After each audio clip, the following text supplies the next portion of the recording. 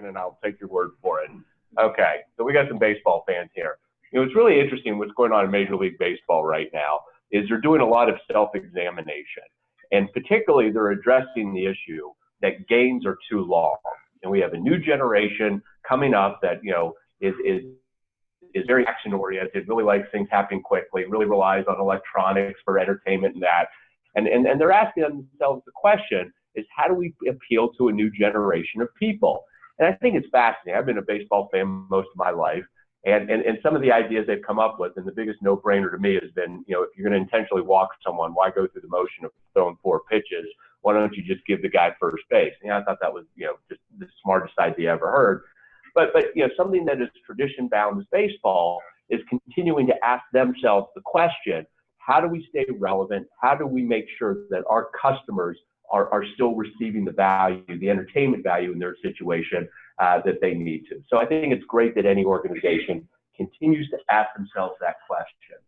And what I'd like to do today, not too dissimilar from my past presentations, and I apologize if I give you any of my back during the presentation, I'd like to talk about who we are. We are Vista. I'd like to share with you our year in review, how 2016 went. I still think we're early enough in the year I can talk about last year. I want to talk about what our goals are for this year. I want to talk about how we're going to achieve our goals. I want to talk about why I want working at Vista College to be outstanding. This is a very important part of our strategy, that we have close to 900 employees at Vista College that are excited and engaged about coming to work every day. I have a lot of congratulations and thank yous to pass out. And then finally, I would like to answer whatever questions you have. And I did get some in advance.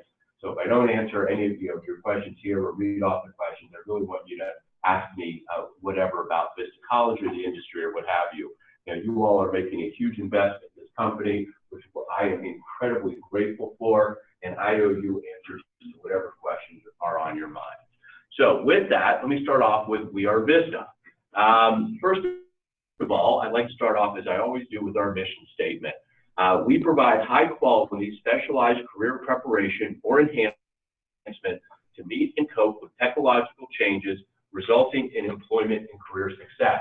And hopefully none of you are reading this for the first time. It's in our catalog, it's on our website. If you go to a campus, it's on the wall, maybe it's on the 3rd floor somewhere, but this is a very important part of what we do. And to support that mission statement, we have certain principles to support it. One is, we believe that each teacher, administrator, and staff member is dedicated to our customers. And I always discuss customers in 2 folds. One, obviously, our students, the people that are paying tuition to attend Vista College, but also very importantly, our customer is our employers, the employers that hire our graduates. And if employers stop hiring our graduates, I will assure you, we will go out of business. It means we are not turning out quality product, which is our graduates. Like any business without customers, you cease to exist. We have to keep those 2 very important constituencies in mind. We believe in ownership and accountability by instructors, administrators, staff, and students. And today I'm going to share with you a lot of data, a lot of benchmarks, a lot of goals. This is my accountability. This is accountability to deliver performance at Vista College, because we also measure ourselves next to a very rigorous set of planning and goal setting.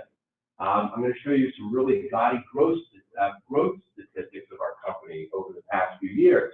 And in many ways, I think we've been able to achieve those exciting growth rates because we do set goals for ourselves, and we go after goals, and we really work hard to achieve them. So that's a big part of our company as well. We do conduct ourselves and put a lot of emphasis on conducting ourselves with the greatest level of integrity and ethical standards. And again, it's not only the right morally thing to do, it's good business. And companies that think they can sort of skirt corners or cut corners or play in the gray or whatever, to achieve a business end, are playing a very short term and a very dangerous goal.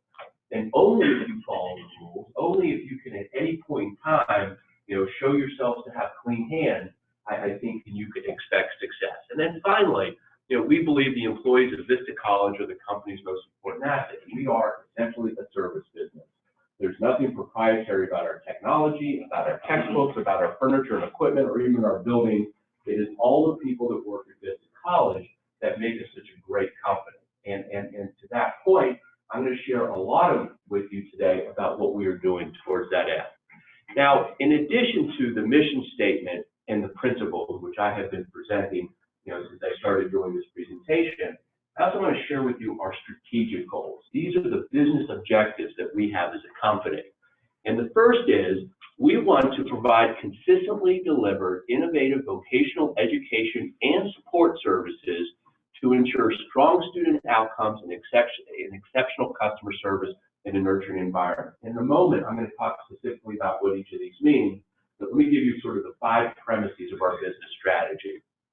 The second is, we want to be an employer of choice through attractive professional development opportunities, competitive compensation and benefits, and achieving a culture of excellence. Our business strategy is around attracting and retaining great people.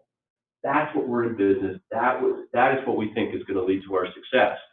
We want to maintain controlled growth, not out of control growth, aggressive growth, but controlled growth, so that we can do it with quality through expanded geography, improve retention, increase enrollment, new programs, and non-Title IV professional education. We have grown a lot as a company.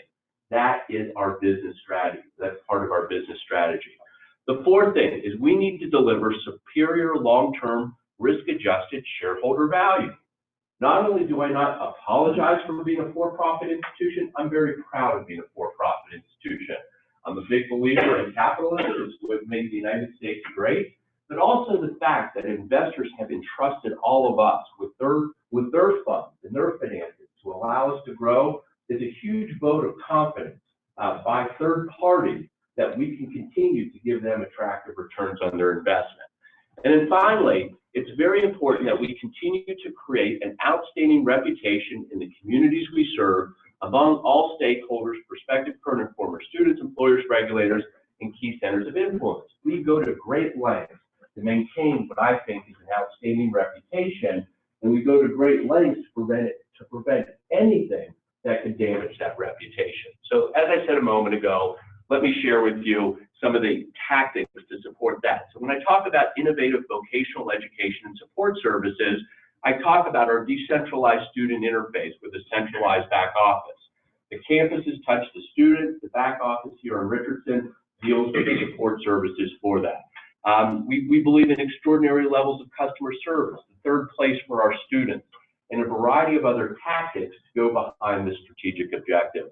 To be an employer of choice. Again, this is not just a bumper sticker. We're investing a lot of money and a lot of time and effort and resources to become an employer of choice. Things like bench planning, investment in employee training, community involvement, recognition programs. And I'm going to do a lot more on this topic today as well. This is an investment we're making to achieve that. Controlled growth. I've talked about the non-Title IV expansion, use of technology, creative marketing. We are always thinking about, and I'm going to go into a lot more detail a little bit later, about how we're going to continue to grow this company. But again, it's one of the fundamentals of our business strategy. Superior shareholder value. We manage to realistic margins. Our expectation is to be a profitable company, but not an unrealistically profitable company. Rigorous budgeting and control procedures, financial control and discipline. All of these things that we do is to help our shareholders understand the value we're delivering to them. And then finally, outstanding reputation. What are the things that we're doing to maintain a reputation? We try to be very highly compliant. Our participation in the community, working at great lengths to avoid any bad public relations in the market, employee referrals. These are all the tactics that we're doing to support the business strategy that I laid out on the previous page. Okay, so every few years, I have this visual in my head, what it's like to be at Vista College. And a few years ago, I had this visual in my head. And the visual is, I'm riding a bicycle really fast downhill, and I'm swapping out the bicycle while I'm riding it. That sounds kind of scary, right? That's what I felt like coming to work every day. We were growing a company. It was kind of scary. We were fixing things as we were going. We weren't stopping the bike and getting off of it. We were riding that bike and fixing it. This is my visual today.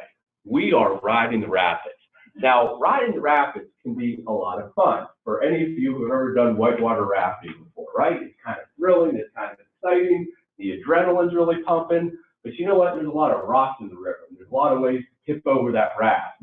And the goal is to get from the top of the river to the bottom of the river, not get soaking wet or have your boat flip upside down. That's my visual for Vista College today. I mean, we are riding the rapids. It's pretty exciting. A lot of really cool things are happening. But you know what? There's a lot of rocks in the river, and our goal is to avoid some of those rocks. Okay, so let me share with you, and particularly for those of you who are more new to Vista College, a little bit of our history, and it's been an exciting history. So our history actually started in 2006, a couple years before this graph. We bought a school in El Paso, Texas, called Computer Career Center. And by we, myself and a group of investors, prospect partners up in Chicago, bought a school in El Paso, Texas. And it was everything I was looking for when I went to start this company. It was degree granting, it was highly compliant, it was Title IV eligible, had some great programs, it had nursing, business, and IT. That became our platform for growth. And what we did with that over the course of the next 10 years has been extraordinary. We opened our first location in Las Cruces, or first additional branch in Las Cruces. Then we opened our Amarillo campus. Very shortly after that, we opened a campus in Lubbock. We then began to evolve our branding from Computer Career Center to Vista College with an interim brand, Computer Career Center, a division of Vista College. We opened our Beaumont campus. We enrolled our first online student at that point. In fact, the genesis of our online school came from an acquisition we made of a school in Utah, Certified Careers Institute. Maybe some of you have seen the initial CCI somewhere or another. CCI is the original school we bought back in Utah. It had two locations, one in Salt Lake City and one in a northern suburb of Salt Lake City, Clearfield. We started adding online students to that school, and then over time converted it to a fully online school. We opened a campus in Longview. We completed the evolution of our branding from Computer Career Center, a division of Vista College, to strictly to Vista College. We started offering our distance education program at our El Paso campus. We opened Killeen. We acquired an online continuing education company, State CE. We opened College Station, and then finally in January of this year, we opened Fort Smith. So what this graph shows is our average student population.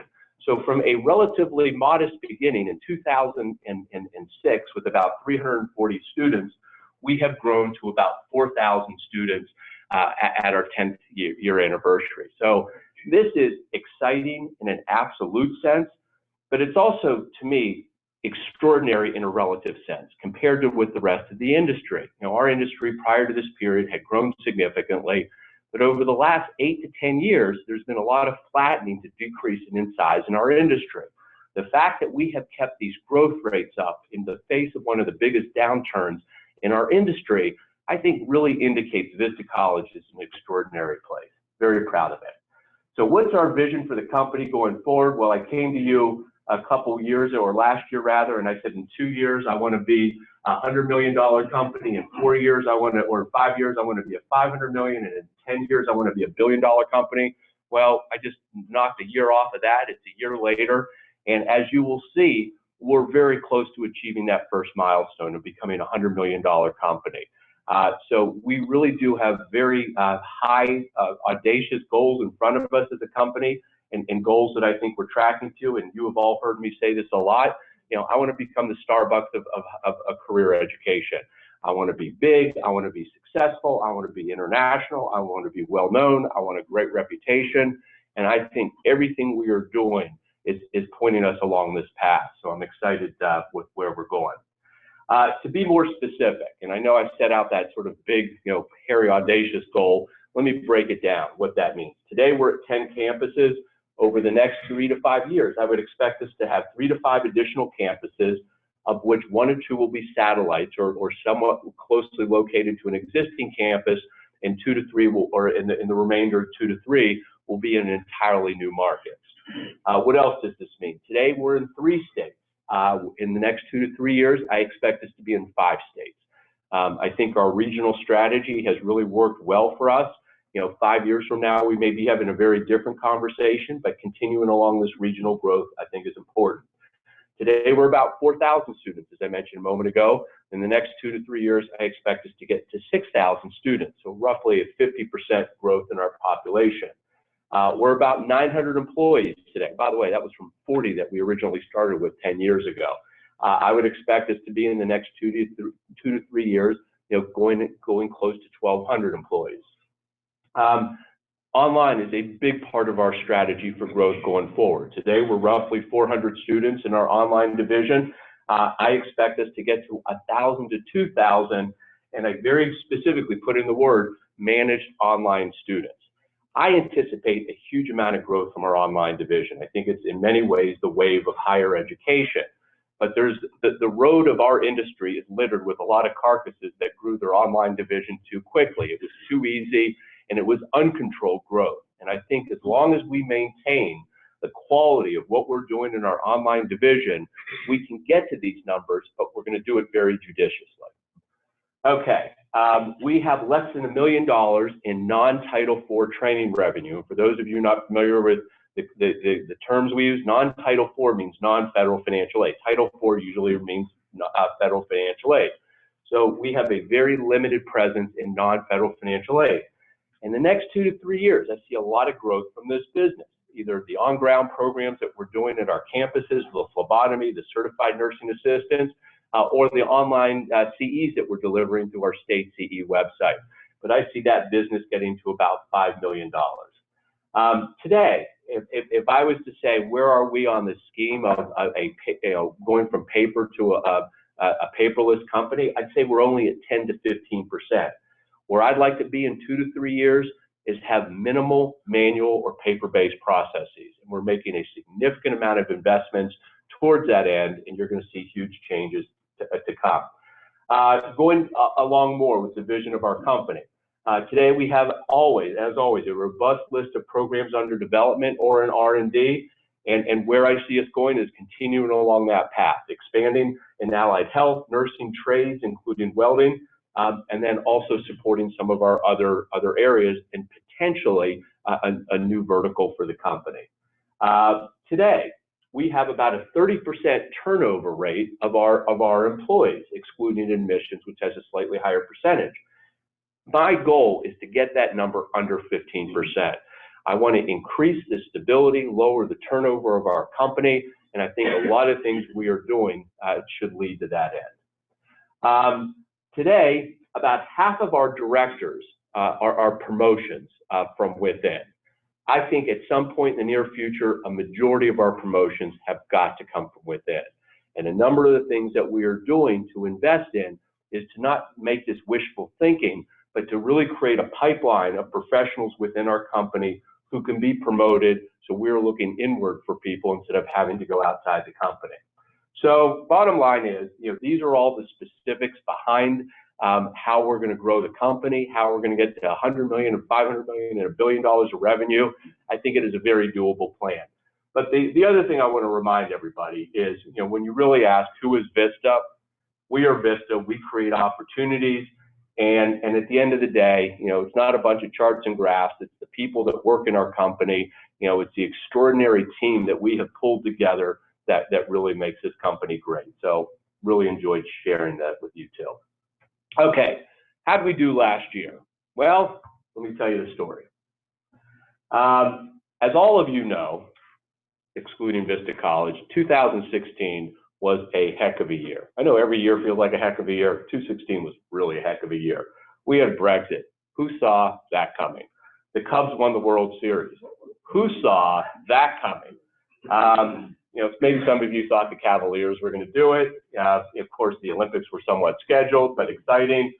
We lost some great Americans last year, Muhammad Ali, Prince, David Bowie.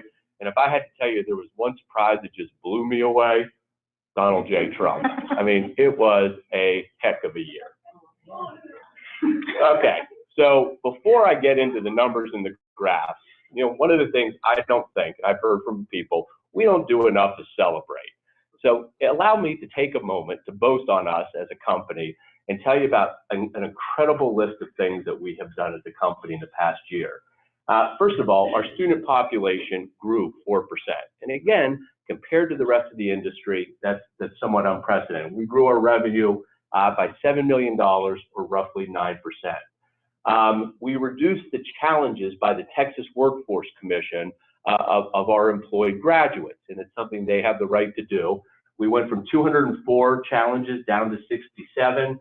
We went from several programs being on the bubble of having not met our placement rates for 3 years in a row to virtually eliminating that risk to us as a company. And it was extraordinary work by our Career Services Department to allow us to do that. We launched a child care initiative, and by that is in our various campuses where child care is a major driver of student retention. We have partnered with child care facilities in our local markets to assist our students in providing very affordable child care while they go to school. We began, of course, our enrollment at a very new campus in Fort Smith, Arkansas. We were reaffirmed by COE, the accrediting body that accredits our on-ground campuses.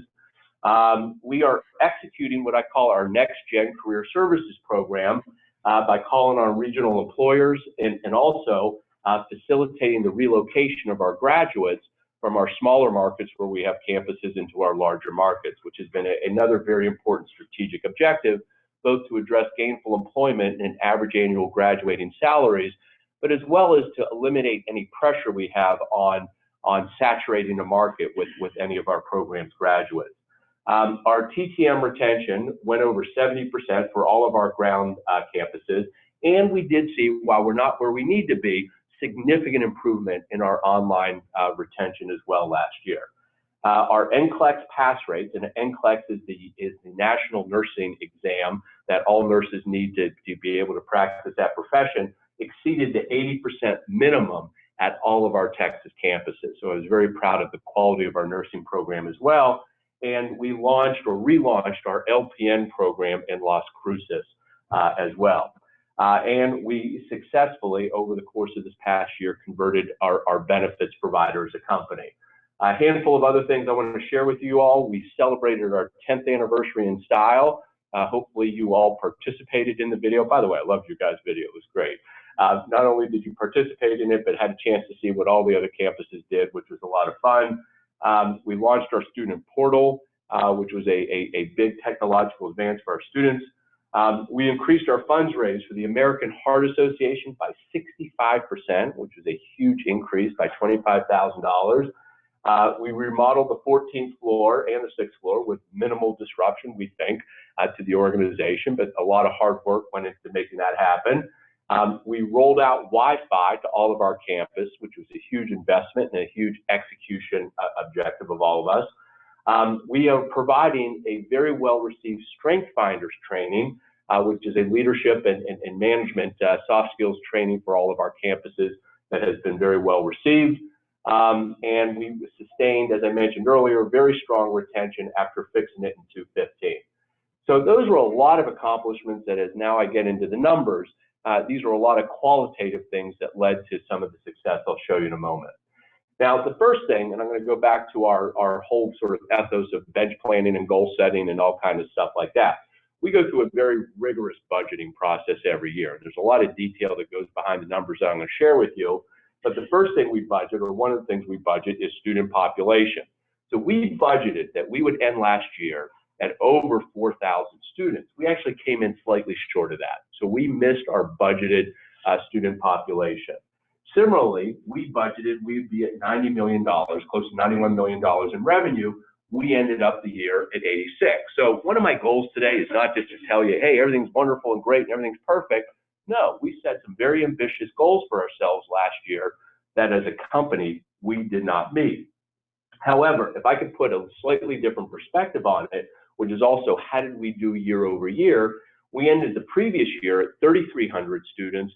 We ended last year at close to 3,500 students. So we still did increase the student population year over year. And similarly, we ended the previous year at a little under 80 million in revenue, and we got close to $86 million last year. So again, still well on our way of achieving our goal of being a $100 million company. Okay, so this graph I have been showing for years and years, but continue with our winning streak. This was our student population at every given month of the year, and from month to month, it fluctuates to a certain extent. That was better than it was the year before. It was better than the year before, better than the year before, better than the year before, and better than the year before that. So for every single month, we have continued to grow. We've continued to grow the student population of our company. And again, I'll say this probably 10 more times today. Not only extraordinary in and of itself, I don't think there's a single other group of schools in this country that could show this level of sustained growth over multiple years. So a huge accomplishment of our company. A couple of other key statistics that we track very closely. One is 90-10. And by the way, when I refer to both CCC and CCI, CCC is all of our on-ground schools, which started out as Computer Career Center. CCI is our online school, which started as Certified Careers Institute. So our 90-10 percentages got slightly better in our on-ground schools. It went from 84%, to a little over 84 to a little under 84, and went slightly higher in our online school, but not still obviously exceeding the very important 90% benchmark. Trailing 12 months retention, very strong year at the campuses. The goal was to be above this 70% benchmark. And as you can see, there was a few times over the course of last year, we exceeded that very important benchmark. CCI, in our online school, this is one of our big goals. And I think we have a lot of things going on in our online school with respect to the LMS and how we're training instructors and a whole variety of other things I'm sure Art has shared with you. We are working hard, and this is a huge strategic objective of our company, is to continue to push that TTM retention up for the online school. And there are a few programs that were notably, showed noticeable improvement over the course of the last year. Our cosmetology program had significant improvements in TTM retention. Our HVAC program and our VN program all showed extraordinary improvements in the retention. So the answer is, it is very doable. We have the ability, if we plan for it and execute, we can improve our student success rates. Let me turn my attention to, or turn the conversation over to admissions. This was not such a positive story from last year. What this graph shows, and this is collective, this is not the online division or any specific campus, this is collectively as a company, we missed all but 3 starts last year. Now, again, we were a very ambitious budgeting company, but we don't set ourselves up for failure. We thought our start budgets, given what we were spending on marketing and advertising, were imminently doable, but we didn't meet any of our start objectives for the year. And when you look at that on a cumulative basis, we kind of dug a hole for ourselves last year from an admissions perspective, and that hole got deeper and deeper each year. This is one of the things we really look forward to improving next year, and we have a bunch of things that we intend to do to get better at it, but this is one of the major goals of our company going into next year. The next thing I want to share with you is our employee turnover. Again, a very important metric to measure whether we're living up to my objective of us being an extraordinary place to work. And actually, through the first half of the year, we saw a pretty good improvement in our employee turnover. You can see a fairly strong drop. Unfortunately, it started to tick up over the second half of the year. I'm going to share with you some of the reasons why I think that happened, and very importantly, some of the things that we're doing to address that. But this is yet another challenge we have as a company, which would be to continue a downward trend in our employee turnover. Okay, so that was 2016, a very exciting year. Some wins, some losses, some challenges, some things we need to work on. What do we have to look forward to in 2017? Well, let me start off with the budget again, because that's where we tend to begin and end the conversation. Ended the year at 3,491. Our goal is to get to 3,800 students by the end of this year. And similarly, we ended last year with about $86 million in revenue. Our goal is just to be right under that $100 million goal at $96 million next year. So not surprisingly, we have very ambitious goals to continue to grow our company. Now, how specifically is that going to happen? And I'll share with you, admittedly, a lot of material, but I just wanted to share with you how every department intends to help us reach these goals. Our HR department is going to expand our strategic recruiting, understand and invest in key drivers of employee engagement, and improve the consistency and quality of employee training and onboarding. Those are kind of 2 or 3 of their top goals. Within the area of technology, we look forward to improving the functionality of Campus View, and to my point I made earlier, continue to invest in automating whatever manual processes we have. From our marketing perspective, they look forward to doing more local market intelligence, understanding the competition a little bit more, also implementing a very important, very needed CRM tool to help us manage our marketing from a technology perspective better, and also expanding our social media footprint, which is a very important part of marketing as well. Our career services department looks forward to expanding or improving our externship outcomes, getting more students to expand, relocate rather from our markets into the big cities, and then also expanding our relationships with regional employers. As we go from single location employers to regional to national employers, that's a big strategic objective for us as well. Our admissions department, which I said was one of our big goals for this year, is looking to take administrative functions away from the admissions reps and think about how we can allocate jobs so admissions reps can spend more time doing what they're terrific at, which is enrolling students, improving the close process by improving the relationships between admissions and financial aid, and finally ensuring that we have a good quality lead source in order to achieve our objectives. Okay. Within the compliance department, 3 of their goals. One is to develop and improve our internal audit process, implement the lessons we went through in our last accreditation process, and the online school went through their own reaccreditation process a couple years before that, and already gear ourselves up for the next one, which is 3 years away. Our academics department is looking at improving the delivery of our academics, whether it be in the classroom or online. Continuing to improve retention by doing more advising and having a better transparency as to what's going on, and expand our use of technology in academics within non-Title IV, or non-federal financial aid short term. We want to market to our current and our graduate students. We want to let the people that went to Vista College know that we have certifications for them to improve their career prospects. We want a higher level of engagement with our campuses, less relevant in the online environment, but going to our campuses and doing the short-term training that we're very good at, and also making sure that we're first to market. And this is a very important part of the strategy, and I'll give you an example. So a few years ago, for those of you familiar with billing and coding, we went from a ICD-9 to an ICD-10 protocol within this country. Now, the first couple of schools that got on top of that and started doing ICD-10 training, really did very well in this type of specialized training. By the time we came along, it was a bit of a commodity. It was a bit of a very price-driven commodity product. So our goal is not to miss those waves, but to be on top of them. We are going to continue to work aggressively in terms of curriculum development. We're going to be doing soft skills training a lot more, because that's what we've been hearing from our employers and the needs of our graduates. We want to be textbook agnostic. We do not want to be reliant on any specific publisher to deliver quality curriculum. So we're going to try to create that dynamic. And we want to restructure our programs so there's more commonality among all our programs. A final set of goals by department. From the financial aid perspective, their goal is to improve customer service, both customer service within the company and customer service to the students. We want to implement as much as Campus View as possible and automate the financial aid process as much as we can. And we're going to continue to invest a significant amount in training our financial aid team at the campuses and here and online.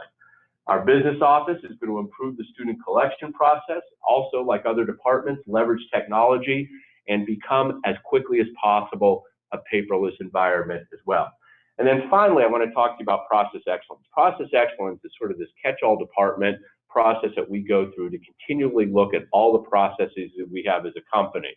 Some of you may be familiar with Six Sigma or a variety of other things that companies do to improve what they do, and this is a very important a part of how we expect to reach our goals here at Vista. So one of the things we're asking you for, or they will try to achieve, is do more accurate database decision making. It's not about coming in and everyone spouting their opinion about what you should do. It's looking at hard data and facts to make sure you're doing the right things. It's to when you are asked to provide open feedback. Is this working? No. Why? Well, because it gets stuck here and it gets stuck here. That type of feedback is critical, and we look forward to everyone who has asked the question about how to make things better to help. And then to the extent that you have the opportunity to get involved in a process excellence project, it is very dependent on everybody in the company playing a role in this. We hope you do as well. So anyway, this is a little bit more detail behind the high-level goals I set for us as a company for 2017.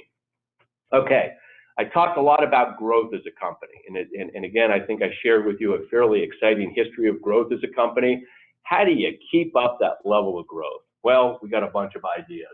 The first is we're going to continue to open new campuses. We got a couple on the drawing board. We've got a lengthy list of other markets that we want to enter. We're going to continue that. We are going to continue to open and develop new programs. We have a good history of doing this in the past. We're working on ADN, we're working on welding, and again, a bunch of additional ideas going forward. We want to continue to get better at retention, and I think there is a lot of upside in our retention capabilities, particularly here in online. That will also increase the size of our company. We want to make sure that we get more leads from our existing customers, our traditional customers, get more people to call, to contact us by internet through more innovative and thoughtful marketing. But also very excitingly, we want to think about new segments of the market. We want to think about groups of people who we've not traditionally served. And one of the best examples I can think of historically where we've done this is where we've gone into the military and started working with them. But there's other areas we can go into. Students that don't live close to one of our campuses that are candidates for relocating, or we're in the process of developing some of our curriculum for non-English speakers. And doing bilingual delivery, which is a whole other market we haven't even tapped. We want a greater conversion of leads. And again, a big part of what we anticipate doing is improving what we do in the admissions area so that for every lead we get, there's a greater probability of success. We're going to think about new delivery models. Well, we went into the online business a few years ago, I think very successfully. Is there a way to do a more hybrid delivery where we're doing some on ground and some online? And this is an opportunity for us to explore. And then finally, as I've mentioned a couple times before, our non-Title IV business, our short-term CE training has a huge potential for growth, and there's a lot of areas we're looking at. So I would say we have a fairly thought-out plan for how we are going to continue to maintain the growth of our company. Okay, so I've talked a lot about, or I've asserted a lot, during the course of this presentation, how unique and special we are. And I really believe that, and I think I've backed this up with data. But I get a lot of questions. Jim, why have you guys been able to do what very few companies in this industry have been able to do? Now, there's a huge emotional answer behind that, but when you really peel back the onion and think about what makes us different, I do think there are some very specific things. One is our strict adherence to compliance. We don't shoot ourselves in the foot. And a lot of the issues that some other schools have had in our industry is they have colored outside the lines, they've been too aggressive, and they've done things where the regulators have come down on them and have limited their growth. The other thing is I really believe we do make data fact-based decision making. If those of you who've been in meetings with us, when we do problem solving, we try to strip the emotion out of it. We try to strip the opinions out of it. If we can make more decisions based on facts and data, we will make better decisions. The other thing we do in making business decisions is we have a very collaborative or team-based approach. It's unusual that any single person is going to have the answer because there's so many interconnected aspects of making business decisions. But one of the big parts of our culture is we can put a lot of people in a room together and have very thoughtful conversations. We have unique insights into developing situations. I think it's a fancy way of saying, I honestly think we're smarter than. And when we sit down to solve a problem, I think we have some of the greatest minds in our industry trying to solve those problems. And I do think we come up with some very creative solutions. We have a very documented and disciplined process. And this is something that I've seen evolve incredibly over the past few years. It's not hiring a bunch of people and saying, hey, go do whatever you want. It's bringing people in and training them on a best way to do something. and I think we've gotten very good at that. I think our commitment to customer service. This is something that Kenneth Rorken particularly, I think, has really helped us think about more as a company and how to be more customer driven. And you all know what it looks like when you're the customer. I think we're becoming much better at that, and probably better than some of the other companies. The other thing that I would attribute our success to is we make difficult decisions. And by difficult decisions is we make decisions, not what's best for the here and now and today, not what's easy. We make decisions for the long term. I know we could lose revenue. I know we'll lose students. I know this might not help, but it's better for us in the long term. And I think actually our online division is one of the best examples of that. I think we could have significantly inflated our student population, but not had much to show for it in a few years down the road. But the fact that we are taking our time and doing it right and making sure that we have the right student outcomes before we really grow this company, to me, is one of the best examples of taking the long-term perspective. And that really ties back to controlled growth and a lot of other things. I mean, we could open 5 campuses a year, but would we open them with the quality with which we're opening 1 a year? I don't think so. Are we making sure we have the right program before we roll out more programs? That's what I would consider controlled growth. We do a lot of planning. As I've shared with you hopefully today, and will continue to share with you, we think about the long term. We're thinking 3 to 5 years down the road and putting ourselves in a position to be successful. We have very thoughtful risk management. The answer is don't take no risk. The answer is don't take crazy risk. The answer is take the right risk. If you are going to do something, if you are going to make an investment, if you are going to make a business decision, just understand what the risks are and how to manage it. We encourage people to speak up, and I'm going to talk about this in more detail in a moment. It is very important that 900 employees at Vista College feel comfortable at any point in time raising their hands and saying, hey, here's a way to make things better. Hey, here's something that's not right. Hey, here's something you need to fix. As long as we have a culture where that is promoted and rewarded, we will continue to be successful. Be everywhere at all times, obviously. I'm reliant on all of you and your colleagues to make sure we're doing things the right way. And then frankly, most important, man, we got great people in this company. I mean, we have really worked hard to build a team, and I would put us against any other company in this industry in terms of the quality of the people we have. And I think at the end of the day, that's something that no competitor is ever going to duplicate is the people that work at Vista College. So if I had to be very thoughtful and analytical about why have we been able to succeed, regardless of what everyone else in the industry is doing, these are sort of the factors that I would put up. Okay, so I've put together some very lofty goals from the company. How are we going to get there from here? Okay, so let me start off, if I may, what I would like to ask of each of you. And as I go from campus to campus, what I'm going to ask for everybody else that works at Vista College. The first is, and I just mentioned this a moment ago, it is safe to speak up. It is safe to stop the conveyor belt. It is safe to raise your hand. What does that mean? Ask the right questions. Ask good questions. If something doesn't make sense to you, please ask the question. I got to tell you how many times in the course of my day, someone will come in and say, Jim, why are we doing this? And be like, yeah, that's a good question. I don't know. We should look into that. But people see things that not everybody sees. I would really consider this part of your job. This is your commitment to Vista College, that you don't keep your mouth shut if you see something that doesn't make sense, but you're really on the job. We expect everyone to act with integrity. So when people do speak up, it's not accusatorily. It's not, oh, you did this wrong, but it's to ask the right questions. And very importantly, silence is a bad thing. And in a culture, in a society, in a company, and inaction, to me, when you see something that isn't right, is almost as bad as the act itself. We ask that you all consistently follow the process. We do have a process. Absolutely. Is there room for improvement? Yes. But we're not asking everyone to kind of be off and be a free agent and do it the way they want to. Trust us. And if you have an opportunity to improve the process, go back to step 1. Raise your hand. I think we should do it this way. Let's talk about it. And if it makes sense, we'll incorporate it. Continue to give outstanding customer service. If I have found that anything is a mindset more than anything, it's customer service. It's, do you speak to people with a smile on your face, whether face-to-face or over the phone? How do you treat your colleagues at other, at the campuses or in other departments? It really is a mindset to give great customer service.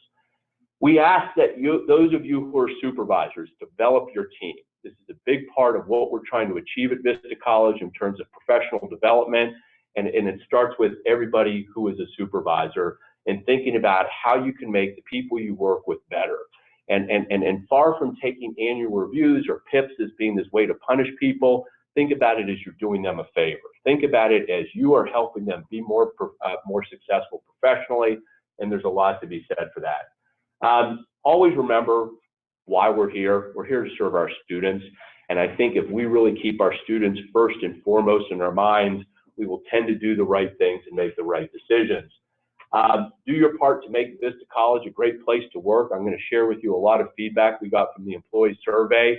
Each of you has an opportunity to impact your career here and your time with your colleagues as well.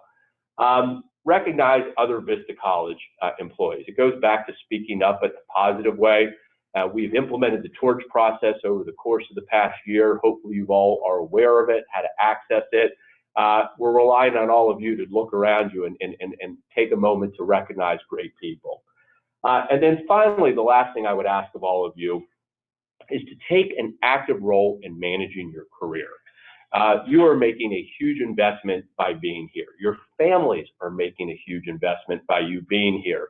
Do not be passive, be proactive. Think about where you want to be in 2 to 3 years and talk with Art, talk with Kenneth, talk with your supervisor. How can you achieve your professional goals? Because that's a big part of what we're trying to create at this company is a bunch of people working very hard to be successful, because when you've created that culture collectively, we will be very successful. So don't be passive in that. So this is what we need from you. Let me deal with one specific issue that has come up multiple times over the past year, and that is the potential or seemingly conflict between customer service and compliance. Do we need to be both? Absolutely. Can they be in conflict at times? So let me first of all tell you what this is not about. This is not about, oh, I have to change a student's grade so they don't drop out of school. That's not what I'm talking about. Oh, I have to fudge an EFC so this person gets more Pell. That's not what I'm talking about. This is not, oh, if I help this person on the Wonderlic, they'll score high enough so I can enroll them. That's not what I'm talking about. So I want to make it very clear that Jim Tolbert did not stand up in front of a room full of people and tell folks to start doing this. But what am I talking about?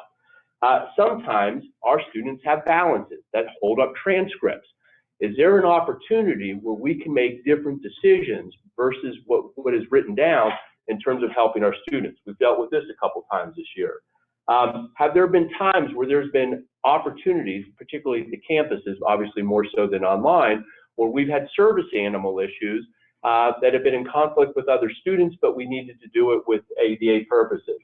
Have we had opportunities to make professional judgment calls on SAP appeals in the interest of retention? These types of situations come up all the time. And you know what? They're really difficult decisions to make. So here's the good news. We are not telling you this burden is on you. You figure it out. I'm going to go back to the culture we have of collaborative problem solving and say to you, when these situations face you, or if you come upon one of these situations, ask the question. Go to Art, go to your supervisor, go to the SME in your department, here at the campus support center. Ask the question, I have to do this or I could do this. What would you suggest we do? And trust me, these are never easy conversations, because if they were easy, you would have known what to do to begin with. But the fact that we can collectively and collaboratively solve the problem is really key. And the only reason why I'm bringing this up is because I never want to find ourselves in this situation. I know these will arise, and I want to make sure that as Vista College, we make the right decision, we stay compliant, and we deliver outstanding customer service. So that's why I wanted to break out this topic specifically. Okay, so let me talk a little bit about why I want to work at Vista College to be outstanding. And there are a bunch of reasons why this is in our best interest. So let me start off with the employee survey. Again, a little bit of good news, bad news. We were 2 years ago at a collective cumulative aggregate score of 352. It went up to 3.83 the next year. And last year, it dropped down to 375. That's not good news. And that's a little bit of where we saw that uptick in our employee turnover last year. The other thing that was a little bit disturbing is our response rate on the survey was 54%, and that's down from 71% the year before. That to me is a little bit of a leading indicator of we may not have the employee engagement that we need. So the highest overall score at 4.16 was I like my job. The lowest score is I agree with the direction of the campus management. And just to also pull out one more piece of data, the year before the lowest score was I've been properly trained at 3.5. It went up slightly to 3.55. So at least it didn't get worse. So here's sort of a high-level overview of the employee survey. Okay, so as I've done in past years, the first thing I need to do before I go into the self-flagellation part of the presentation, we heard some really great things from our employees around the company. You know, I read, trust me, I read every single comment. I'm sitting there with my yellow highlighter, my pen, and circling things, and I love reading. I so enjoy seeing the students succeed. I see their lives changed by education. Great changes have been made this past year. Thank you for listening. It means a lot. I believe as a whole, this is the best company I've ever worked for. They cared about the people and truly try very hard to make sure all areas of the job are trained and completed properly. I see a great future and have had a great career at Vista. Employers like our graduates, we are doing something right in our teaching. This position gives me a feeling of purpose, like I can make a difference in someone's life. And then finally, thank you for the opportunity to work with students and change their lives. There's a lot of really dedicated people in this company, and there's a lot of people really energized by working at Vista College. But like I said a moment ago, I'm not just going to sit here and sugarcoat everything. We also got some really great feedback on things we can improve. A more comprehensive employee training introduction process. I get a lot of do this and do that from various sources with no real direction or clear guidance on what was expected. I'm still trying to learn them as I go. We should boost more worker morale. Say thank you, appreciate your effort. It doesn't have to be in a gift or award or bonus, just a simple recognition for a job well done. I feel that the management here plays favorites with employees. Heard that comment in a number of different permutations. Needs to be a clear process map of how employees can get promoted and what it takes to get promoted. Respect and decency from other employees from other departments.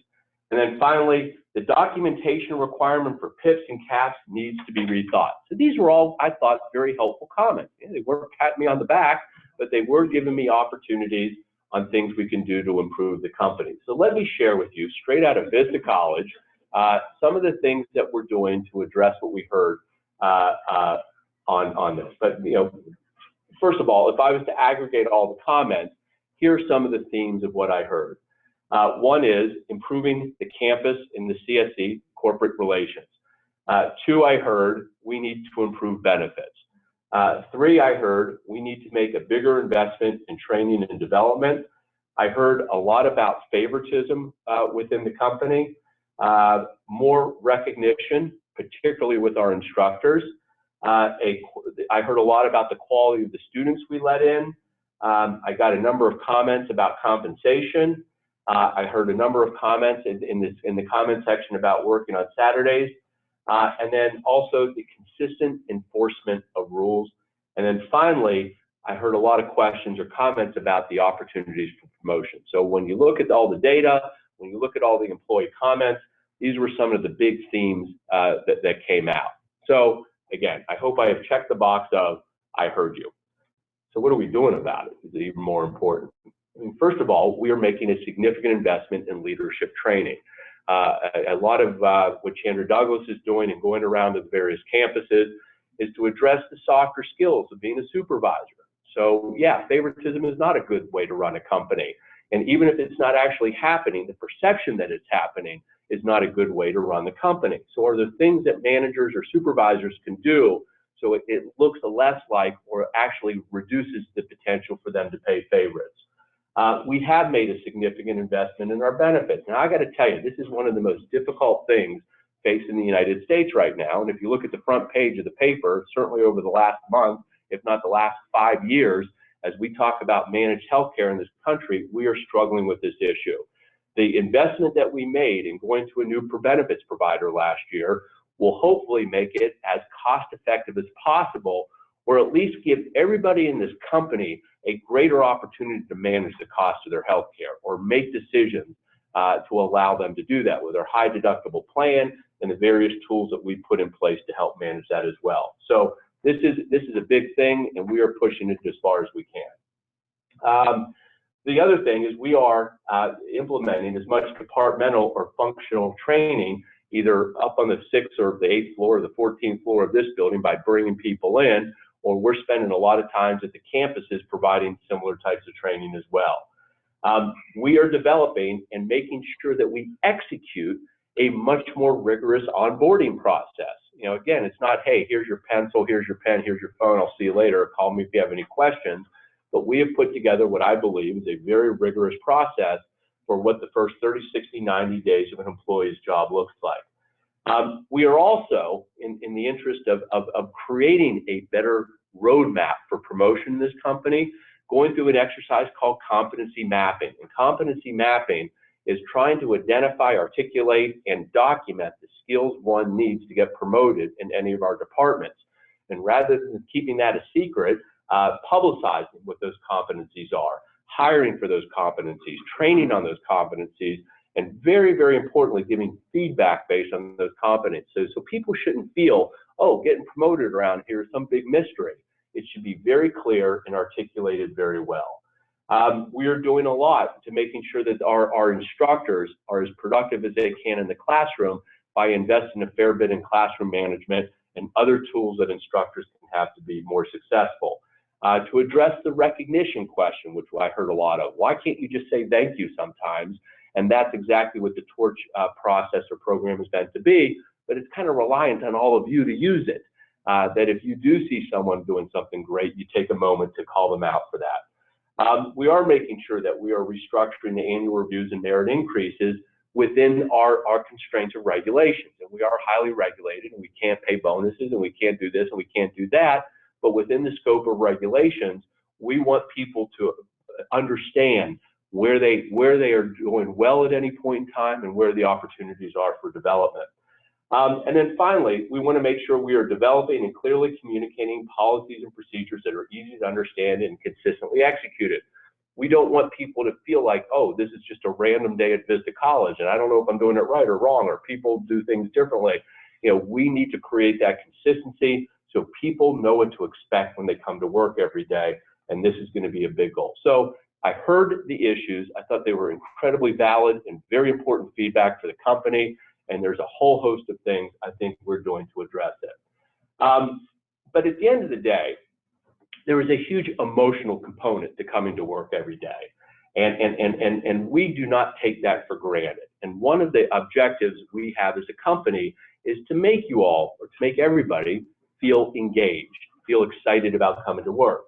So one of the things we think we owe you is to give you the confidence that you can do your job properly with the appropriate level of oversight. That doesn't mean micromanagement. That doesn't mean ignoring you. That means finding the right balance of oversight for every employee. Ensure that you have interesting and challenging work. I think most people are looking for that, and we'd like to structure a job where people are challenged. Provide career development opportunities for professional growth. I would like everybody, every single person in this company saying, I can see being at this Vista College 3 to 5 years from now, 10 years from now. And there's some fairly impressive 10 years of employment with Vista College. But I want everyone to be able to picture what that looks like specifically and why they want to do it. I want to deliver, our next thing is we need to deliver ongoing communications and feedback from leadership. I think today is a part of that as well. I don't think it would be fair of me to leave everyone in the dark in terms of the direction our company is going to, nor in many other interactions should anybody be in the dark about the direction of the company.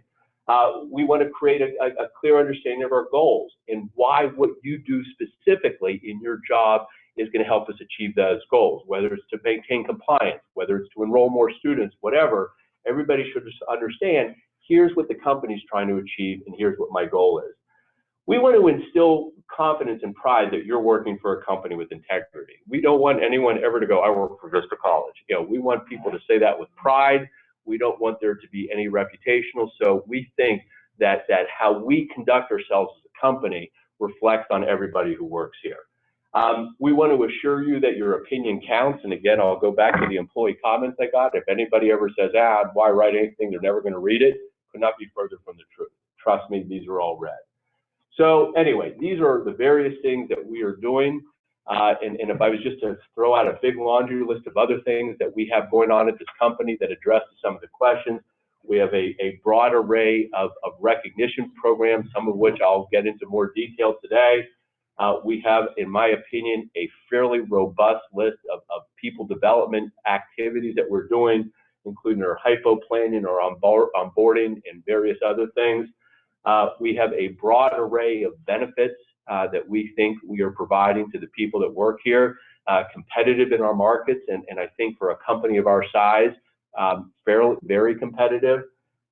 We heard last year that the adjunct instructors, which are a very important part of our faculty, needed more assistance in a variety of things, and we have absolutely introduced a variety of things that we think that speak specifically to our adjunct instructors.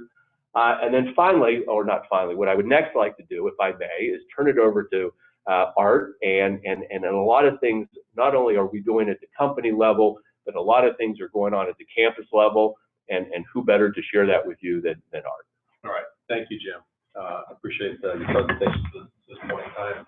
I think many of the things that you mentioned in the corporate plan are very similar to what we experience here at Online. The properly trained piece, which I think was the lowest one, is also one of our lowest ones. And the touch, in addition to where you were going with it, the strengths training program, we've expanded that pool out to certain directors, and new directors, and new key people. I want to see more of that because I think it's really important that we engage in strengths trainers, strength finders training. It's been very, very effective in my mind. And I think most of the people who have participated in it so far with the school have felt really good about it. We try to get into specific training that has to do with, for instance, we've been spending efforts in instructional design, making sure there's more training for that. We've had a number of employees take training out that would help them become better managers. We're also spent quite a bit of money on project management training so that we get people prepared to do their jobs better, and also our faculty to teach those courses better. I think some of the frustration, as we're talking about and going through this and speaking to the executive team, are, is there enough operating procedures in place? And I think the other thing that was really troubling for us was sometimes the timeliness of things. It seems like, we're rushing, kind of like that bicycle example you're using, where we're trying to fix everything as we're going.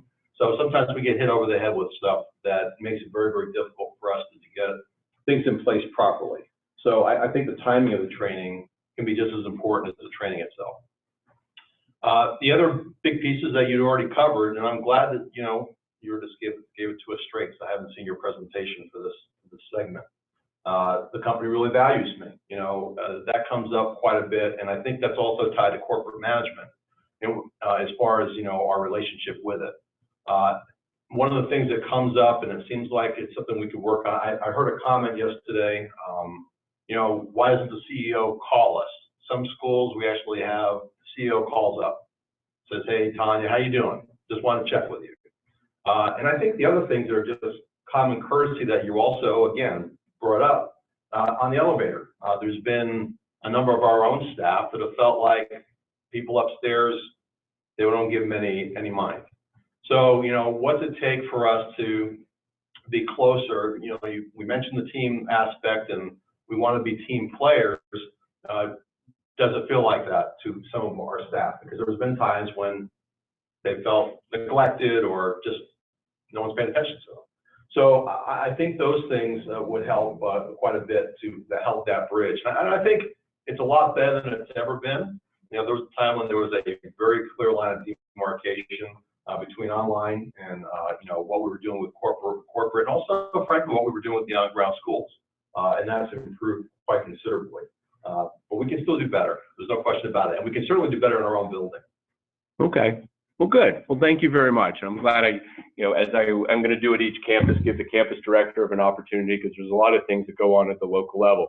By the way, that whole telephone idea is very interesting. Someone else told me that recently. They said, what you should do? Randomly pick up the phone and call extensions and say, how are you doing? And are there any barriers that are in your way to doing your job?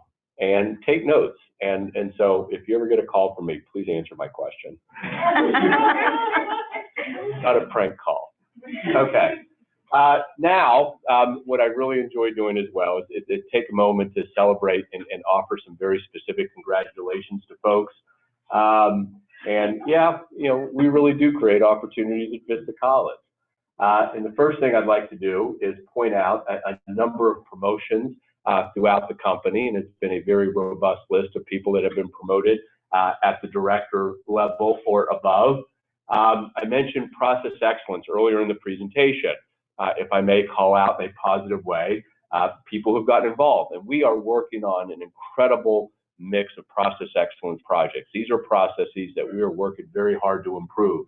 How to lower employee turnover for new employees, how to make sure we have the right faculty qualifications, how do we make sure we've optimized class scheduling, how do we make sure that our students are getting stressed. I mean, as you can see, it's an incredibly diverse group of projects, and we've had a number of people, and as I said, we are absolutely reliant on the people that work at this company to volunteer and to get involved in various projects, and a number of people have taken leadership roles.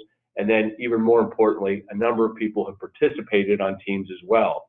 So when I mentioned earlier in the presentation, if the opportunity ever presents itself to get involved in process excellence, I would highly encourage it. It would be a great value to the company, and I think you would grow professionally as well.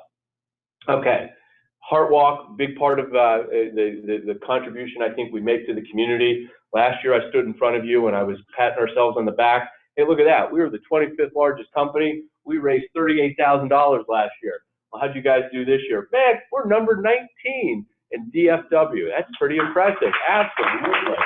I mean, I look at some of these companies, holy moly. We put on a list with some of these companies. That's pretty cool. So we really showed significant improvement in that, and everybody here at all the campuses did a great job with that. And not to rest on our laurels, we have set very aggressive goals for ourselves going forward. Donna, thank you very much for continuing to show leadership in this area. And Laquita.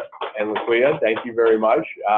We are very reliant on the team captains at each of our campuses.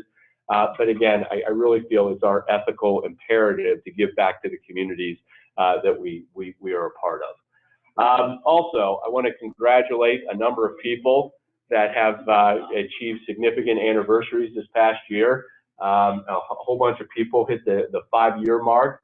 I was very proud. I hit my 10th year anniversary with the company. And then Juana Cervantes, a miracle, has hit 15 years, preceded our buying the company by 5 years, and has been a very important part of our medical assisting team in El Paso for a lot of years. So I want to congratulate everybody who hit a big milestone this past year.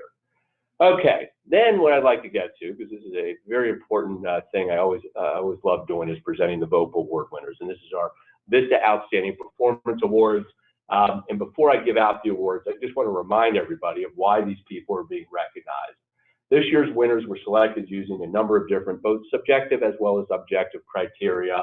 And every winner has demonstrated the following. One is they have demonstrated the ability to follow processes consistently. They have shown the ability, and this doesn't mean be non-compliant, but thinking out of the box and taking initiative and problem solving. They have been relentless in their pursuit of customer service and have demonstrated it. They are respected by their peers, students, CSC contacts, and others. They have taken the time, and I showed a lot of opportunities to get involved in other stuff. These people really have demonstrated getting involved in other stuff. They have performed their roles consistently and have met the expectations of their job. They are considered an SME of the function. And finally, going back to one of the principles of the company, they've really demonstrated high levels of accountability. And then to the point I made about being proactive, they are very receptive to feedback and have looked at opportunities at feedback of not being criticized, but being coached to perform even better. So really have done extraordinary jobs. In addition to which, we are now giving out an Instructor of the Year award at every campus. And these were chosen for the following reasons. They put students first, and they're always available and willing to help when in need. They make a personal investment in the program's success. They're not just worried about themselves in their classroom, but how the program is doing in general. They are openly sharing best practices with other instructors.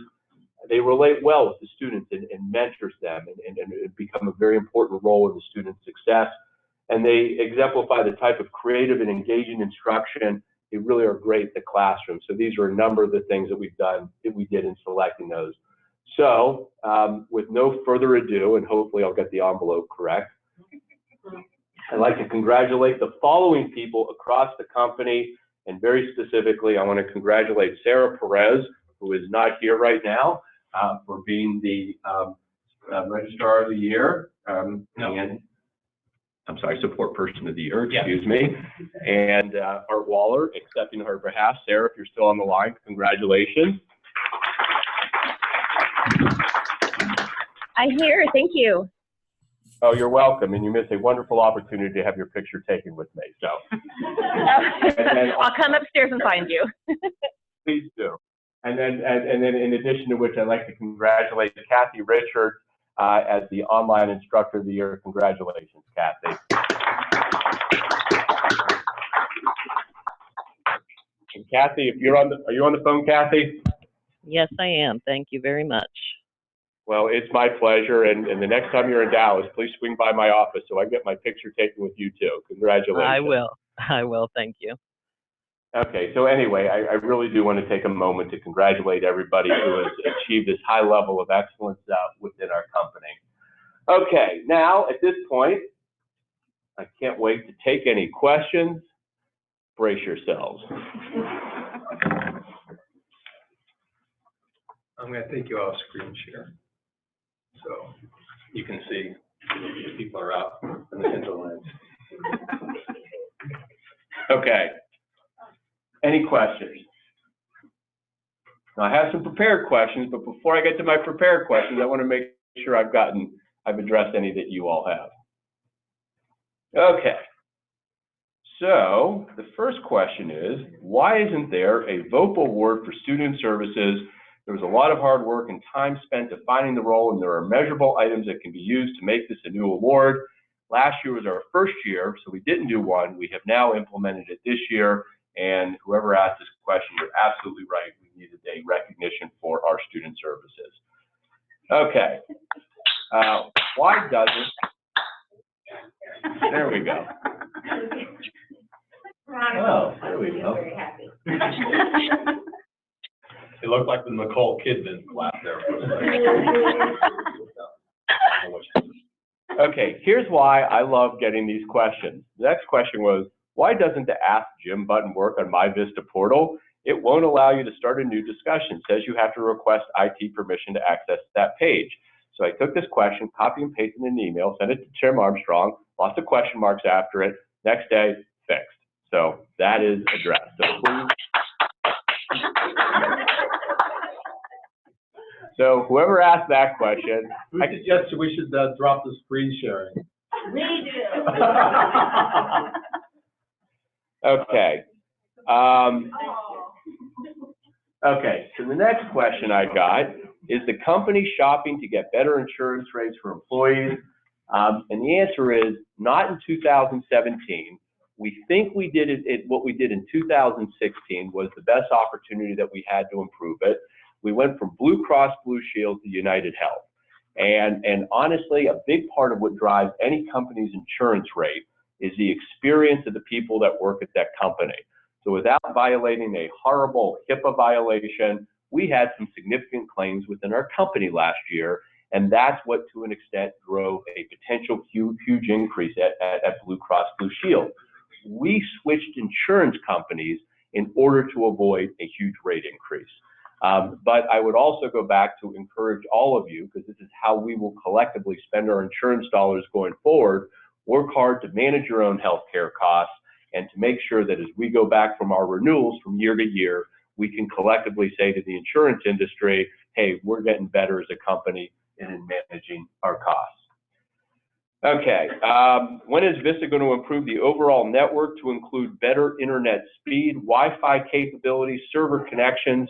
We continue to have issues with computers and programs staying connected to the network, lag times, and unavailable applications. I can easily waste almost an hour of each working day waiting on my computer. Was that a composite question? And Tim has, oh, I don't have it here, darn. Anyway, Tim gave me a lengthy response to this question. It's a very valid question, and we are investing significantly, and it's a big part of our budget this year, in improving the infrastructure technology of the company. And he is working not only for his team to provide better customer service, but the investment that we're making in technology to ensure that is giving everybody, the opportunity to be as productive as they can during the course of their day. Can we implement a better process of having SOPs, standard operating procedures, across departments in the CSC, and allowing local standard operating procedures for campus-specific policies, and post them on my Vista portal so everyone has access? Great question. We never really know the procedure to follow until we're told we've done it wrong. And even then, sometimes the answer as to the correct way to do something will vary depending on who you ask. Clear policies and procedures. This is something that we're going to be doing out of our compliance department, because we've also recognized we need to create not only more standardized policies, but to do a better job of communicating them. And that's a big part of what we intend to do over the course of this year. It's going to take time, because if you think about over the course of an hour, how many processes you probably touch, it's a lot, and we need to be very systematic on prioritizing those and making sure that we're addressing them. Okay, with the fall of ACICS and potential changes to the regulation of higher education by the current administration, do you foresee changes coming from our own accrediting body, ACCSC, and that could impact how we do business? Yeah, that's a great question, because I could see it going in two different directions. On the one hand, ACCSC has got to be looking at ACICS and going, whatever they did, I don't want to do. And I'm not saying there was a problem with ACICS. I worked with an ACICS accredited school for a number of years, and I thought they did a lot of things really well.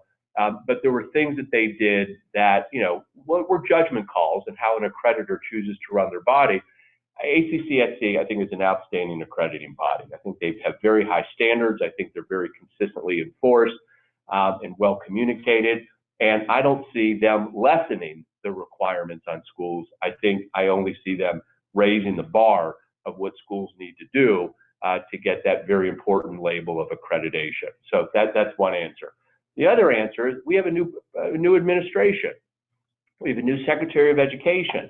And while I don't anticipate them lowering the bar and what it takes to be a quality school, I think there was a number of things that the prior administration probably did that were a bit excessive in regulating our industry. And what I hope to see and potentially anticipate seeing is a little bit of the lowering of the excessiveness of the prior administration. So I think we're in a very interesting time. And it could go in both directions. And frankly, as everyone has said after the last election, my career as a prognosticator is done. I'm not going to predict the future anymore. Who knows? But those are the facts. Here's a great question. Why is the January 2018 start on January 1st? And why is there a start in December 31st, 2019? It's going to be hard to get students engaged at the start of the class for those terms. Also, why do we even do a start the first week of January? Several school districts are off that week, so it's hard to get POG information needed to get a student start. As Dr. Linsmeyer asked me to share with you, we are reviewing the start dates and break weeks for 2018 and beyond. We agree that a December 31st start date would be difficult. We cannot avoid an early January start. Most programs are built in 5-week blocks. And if we have 10 starts per year, that's 50 weeks. So there's really not even a lot of flexibility over the course of a year. We have chosen to have classes during the traditional Christmas break. The other options, we have chosen not to have classes during the traditional Christmas break. The other option would be to only have 9 starts, which does not make financial sense, or having classes during the week of Christmas. So this is not a what are you idiots thinking of type of question. It's like, man, here are the facts. There's 52 weeks a year. There's 10 starts, 5 weeks. It's sort of like there's not a lot of math to work with. We realize how painful an early start is, and given sort of all the options, it's the best of a variety of options. I would like to learn from experts in the field of online learning how to better communicate with students who say they are going to do the work but don't. Either I'm not effectively communicating or the student is not motivated by my suggestions. Perhaps we could bring in an expert virtual communication. By the way, if any of these are your questions, I can assure you these were given to me anonymously. I have no idea who asked them. I thought these were all outstanding questions. I asked Dr. Linsmeyer to respond to this one, and his answer is, I have no idea who this would be, but it would be for an in-service for online. The communication for online and on ground is not different, just more difficult for online, as students can be more easily avoid advising conversations. The key is to use every available tool, phone, text, email, video, and increase the frequency of attempts and ensure the content is appropriate. So I thought that was a great question. How will the current administration impact your colleges? I guess I addressed that a moment ago. I can anticipate what direction it could go, but until it happens, who knows? Now, I'm not sure if you all saw the news recently. Gainful employment was supposed to go into effect with respect to disclosures in April. It got pushed back to July. And while that seems minimal, it was something, and it was at least the administration thinking, I want to think about this and contemplate this issue a little bit more carefully before we do anything. When will we be opening another campus, and where will it be? You mentioned, I put up there, and I hate to sort of do these things prematurely, but we're looking at putting a school in Louisiana at this point. We got a very busy year ahead of us. I would love to have a start this fall. It's a low probability given all the things we need to do. We've already broken ground. We're already doing construction, and it's probably going to look like early next year before we'll open our next campus. But already we're thinking about what the campus is after that. If you could implement 3 things at Vista College, what would they be? Wow, that's a tough one. I put up about 50 up there of things every department is doing. A big part of what I want to do is get better recruiting and development. And I'll tell you why. As all of you are aware, we shut down our Amarillo campus last year. And I got a lot of questions of why did you guys shut down Amarillo and could it happen again? And I looked at that market, and there's kind of 2 hypotheses why we closed down Amarillo. One is it's a low unemployment market. I mean, it is a bustling place. It's really hopping like a lot of other cities in Texas right now. And frankly, you don't have to go to Vista College to get a well-paying job at a Holiday Inn or a TGIF Fridays. It's just that there's that much demand for labor. So that's tough to compete with. But I really believe that at the end of the day, if we had the right team in Amarillo, we would have succeeded. If we had the right, and I don't want to disparage the team that was there. They did a phenomenal job. But we needed more people to support that team, a campus director, a DOE, and a DOA. And unless you have an outstanding person in each of those positions at every campus, it's very difficult to be successful. So what did we not have? We did not have a pipeline of people we could have sent to Amarillo, both either internally or externally. And I think that was one of the greatest barriers we had in Amarillo. And I kind of said to everyone, I don't want this to ever happen again. I want to make sure that if we're in a market that we should be in, that there is a sufficient number of people that we have on our team to be successful in that market. So I guess that's one thing I want to do really well. This pipeline of people and developing and promoting people is absolutely critical to the success of this company. What does success look like to you, and how do you measure it? I think there's financial successes that I measure very carefully. Student population, revenue, and EBITDA. Our earnings really kind of summarize how we're doing financially, but it's doing it with quality. It's never having a compliance hiccup. It's never apologizing. It's never trying to dig ourselves out of a hole. And again, I think growth is a big part of what makes this a great place to work at, and continuing to grow this company and never being satisfied with where we are is kind of how I would define that as well. What is the biggest vulnerability of our company? I think the biggest vulnerability potentially is, there's 900 employees that work here, and a lot of people do things without people watching. And I am really reliant on the integrity of 900 people to make sure we never do anything we have to be embarrassed about. And again, at the end of the day, can you really control how 900 people feel and think and act? It's difficult. And so I'm really trusting everybody who works here to do the right thing. So if anybody ever decides to do something that's a little bit off the reservation, I think we could be vulnerable to that. What is one characteristic that you believe every leader should possess? That's a great question as well, and I will close on that one. And to me, leadership is about developing your team. And I kind of went over it very quickly, but the Killeen campus has a ton of VOPA award winners. And the Killeen campus has sent a lot of people to other campuses in terms of promotions. And I really commend Greg Garrett, who's our campus director down there, for taking that very seriously and developing his team and managing his team and having the philosophy that everyone who gets promoted is a feather in my cap. Everybody who does well is because of me, and I want to see my people do well. So if I had to say there was any, one thing that great leaders do, it makes your team great. I had the privilege of living in Chicago during the 90s, and I got to watch Michael Jordan play almost every night on TV. And you know what made Michael Jordan so great? Now, he was a great player, obviously. Man, that guy made his team great. He pushed his team, and he made that, he created, personally willed 6 championships for the Chicago Bulls. And I think as leaders, I think we could all take a lesson out of that or a page out of that book and know what it's like to be a great leader. So unless there are any other questions, and the folks on the phone, I don't want to ignore you guys. Can I answer any questions from the folks seeing this remotely? Hey, Jim, I've got one. This is Carson. Hey, Carson. Hey there. Just out of curiosity, going back to Donald J. Trump, is that a good thing for the private sector with the change of the regime?